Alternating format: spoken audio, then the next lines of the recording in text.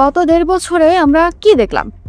বিএনপির একই লোক সকালে ইনক্লুসিভ ইলেকশন চায়, আবার দুপুরে আওয়ামী লীগের কার্যক্রম নিষিদ্ধ করাকে স্বাগত জানায়, বিকালে জামায়াতকে যুদ্ধাপরাধী বলে, কিন্তু সন্ধ্যায় গোলাম আজম, নিজামী এবং মুজাহিদকে নিরপরাধ বলে। ঘুমোতে যাওয়ার আগে ইউনূসকে বাটপার বলে, আবার ঘুম থেকে উঠে ইউনূসের মাঝে মেজর জিয়ার ছায়া দেখতে পায়। তারপর এই দলের কিছু নেতা এনসিপির লোকজনকে টোকাই, ফকিন্নির পুত ইত্যাদি বলে গালি দেয়। আবার কিছু নেতা তাদের স্যালুটও করে। এই নাটকবাজি কিন্তু বিএনপির বাকি মিত্ররাও করে।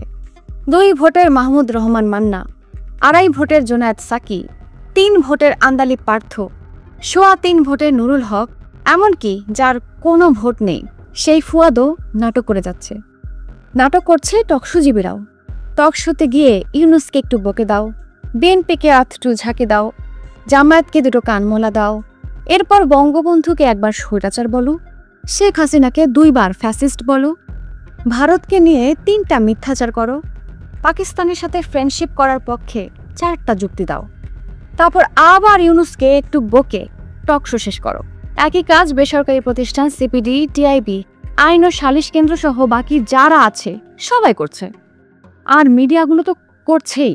এই যে আওয়ামী লীগকে প্রতিহত করার জন্য রাজনৈতিক দল, মিডিয়া, এনজিও, বুদ্ধিজীবীরা সবাই ঐক্যবদ্ধ হয়েছে, এটা একটা অবিশ্বাস্য ব্যাপার। কিন্তু কথা হচ্ছে, অবিশ্বাস্য এই কাণ্ড কারখানায় বিএনপির কি লাভ? মানে তারা কি ভাবছে এটাই বাংলাদেশের সর্বশেষ অভ্যুত্থান? এরপর এই দেশে আর কোনো অভ্যুত্থান ঘটবে না? ঘটবে। এবং ২৪-এর অভ্যুত্থান যতটা ব্রুটাল ছিল, এর চেয়েও ব্রুটাল অভ্যুত্থান এই দেশে ঘটবে। কারণ শেখ হাসিনা তার সর্বশেষ শাসনামলে বিএনপির ওপর দমন পীড়নের যে মডেল অ্যাপ্লাই করেছিলেন, এটা কিন্তু বিএনপির তৈরি সেই মডেল। আওয়ামী লীগ এটাকে আপগ্রেড করেছিল। খালেদার উপর গ্রেনেড হামলা না করে, ডজন খানেক শীর্ষস্থানীয় নেতাকে হত্যা না করেই বিএনপিকে বোতলবন্দি করে রেখেছিল। ভবিষ্যতে আওয়ামী লীগ অভ্যুত্থানের এই মডেলটিও বিএনপির উপর প্রয়োগ করবে, তবে প্রয়োগ করার আগে কিঞ্চিত আপগ্রেড করে নেবে। এই যা।